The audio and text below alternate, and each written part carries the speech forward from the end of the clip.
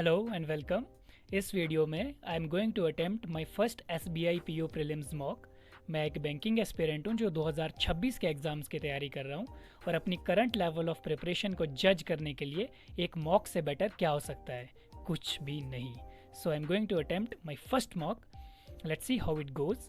English की बात करें तो I have a decent command over that and 30 से ऊपर नंबर आ जाते हैं। और रीजनिंग की बात करूं तो ये मेरा वीकेस्ट सेक्शन है, पता नहीं क्यों। एस्पिरेंट्स का ये स्ट्रॉन्गेस्ट सेक्शन होता है बट मेरा ये वीकेस्ट सेक्शन है, तो इस पे काम करने की ज़रूरत है। लेट्स सी इस मॉक में इन तीनों सेक्शंस में इंडिविजुअली मैं कैसे परफॉर्म करता हूँ। तो अपनी वीकनेस पे काम करना है एंड अपनी स्ट्रेंथ्स को बरकरार रखना है, जो कि अभी तक फ़िलहाल है नहीं। So let's see how the test goes. So result is out. Total percentile है 92 परसेंटाइल और 55 क्वेश्चंस मैंने अटेम्प्ट किए, 52 करेक्ट थे and 3 incorrect. Total score was 51.25। ये बिल्कुल ही सेटिस्फैक्ट्री परफॉर्मेंस नहीं है and it is not up to my potential. माना कि अभी प्रिपरेशन का लेवल उतना अच्छा नहीं है बट इतना कम भी नहीं है। सेक्शनल वाइज बात करें तो इंग्लिश में 34 अटेम्प्ट किए, 31 वर्क करेक्ट। टोटल स्कोर था 30.25। लेकिन क्वांट्स में केवल 7 नंबर। एक क्वेश्चन में फंस गया और उसमें ऐसा फंसा कि 6 से 7 मिनट चले गए, पता ही नहीं चला।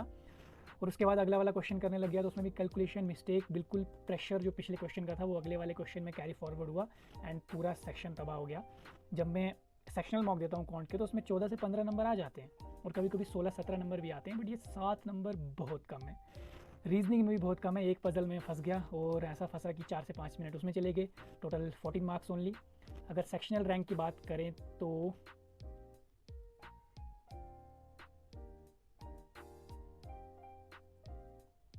इंग्लिश में 94 परसेंटाइल, जो कि अच्छा है, इसमें और बेटर हो सकता था। क्वांट्स में 70 परसेंटाइल केवल, इसमें तो छोड़ो, इसमें तो क्या ही बोलना। रीजनिंग में 85 परसेंटाइल, इसमें 20 to 21 मार्क्स तो अभी स्कोर करने चाहिए अकॉर्डिंग टू मी। एंड अगर गलतियों की बात करें तो इंग्लिश में एक ये वाला क्वेश्चन गलत हुआ है। इसमें क्या है, ओ यार ये तो इजी था। इजी क्वेश्चन जब गलत होते हैं तो तब काफ़ी दुख होता है। उसके बाद ये वाला none of these, okay in comparison लग सकता था एंड इसमें एज अ रिजल्ट ओके 2 से 3 क्वेश्चंस गलत हो जाए इंग्लिश में तो उतना सा मार्जिन अपने आप को दे सकते हैं, लेकिन इससे ज़्यादा गलत हो गए तो फिर गड़बड़ हो जाती है। अगर क्वांट्स की बात करें तो क्वांट्स की क्या ही बात करनी है, इसकी बात रहने ही दो। इस क्वेश्चन में फंसा था वो भी छोड़ दो। इसमें एक चीज़ है कि इसमें DI को मैं अच्छे से सिलेक्ट नहीं कर पाया। मैं टफ़ वाली DI पे चला गया सबसे पहले, जो 3 में से सबसे टफेस्ट DI होती है, और सारा टाइम वहाँ पे बर्बाद हो गया। तो यहाँ पे यही लर्निंग है कि DI को अच्छे से चूज़ करो एंड देन उसके बाद अगर अर्थमेटिक पे कॉन्फिडेंस है तो अर्थमेटिक पे चले जाओ।